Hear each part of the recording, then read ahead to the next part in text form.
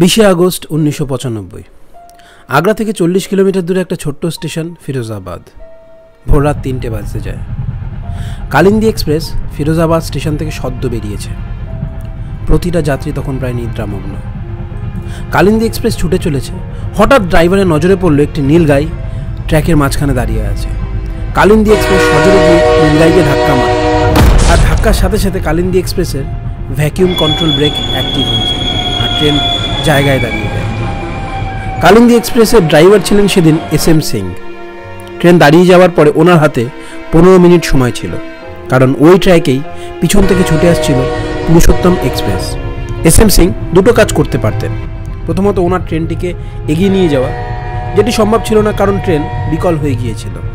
দ্বিতীয়ত উনি engine room থেকে ফোন করে ফিরোজাবাদে জানাবেন ট্রেন দুর্ঘটনার ব্যাপারে, কিন্তু SM সিং সেটা না করে কেবিনম্যানের ভরসায় বসে রইলেন। কেবিনম্যান থাকেন কেবিন রুমে।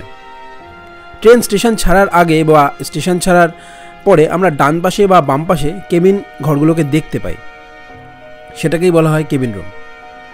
Kalindi express Firozabad West cabin থেকে প্রায় 400 মিটার দূরে দাঁড়িয়েছিল।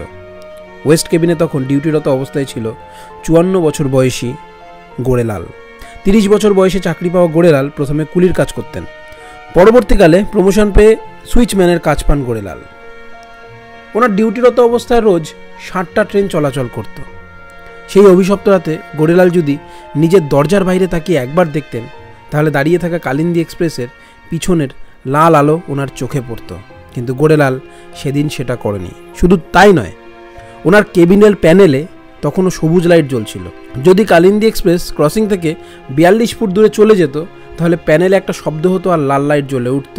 তাহলে বোঝা যেত যে পরবর্তী ট্রেন যাওয়ার জন্য লাইন ক্লিয়ার। কিন্তু গোড়েলাল সেটিকেও অদেখা করেছিল।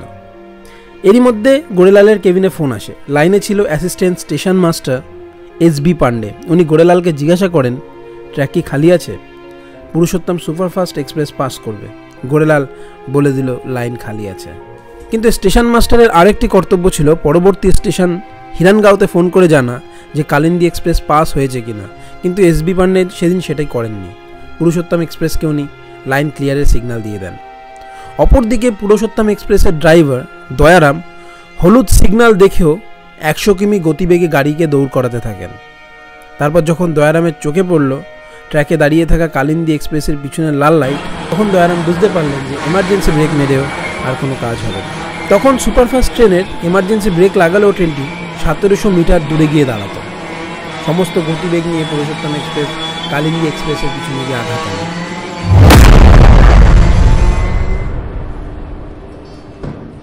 দুর্ঘটনার স্তূপ পরিষ্কার করতে সময় লাগে প্রায় 3 দিন।